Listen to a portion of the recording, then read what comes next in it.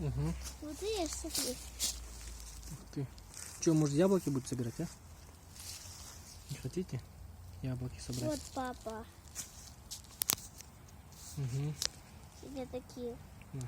Они как золото, или это папа не золото? Нет, дочь, это не золото. Это просто. А Ибрагим сказал, что внутри камня есть бриллианты.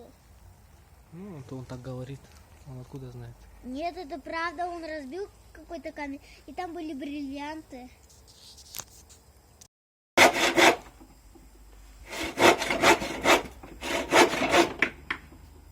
Сейчас.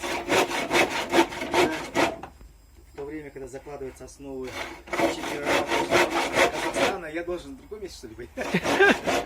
Вот ты шутишь, да? А на самом деле, вот это, что мы сделали, Я должен быть всегда. это будет, знаешь, это вот только, ну не знаю, не самого Эльбаса, ну, Каримова уже не пример, как сейчас этого, его можно, надо. Давай. Вот так. Вот так станет у нас этот. Здесь перекладину такую сделаем. Вот. И вот это будет нашим этим поясом этого. Так, теперь нам надо высоту рассчитать. Так, чтобы высоту рассчитать,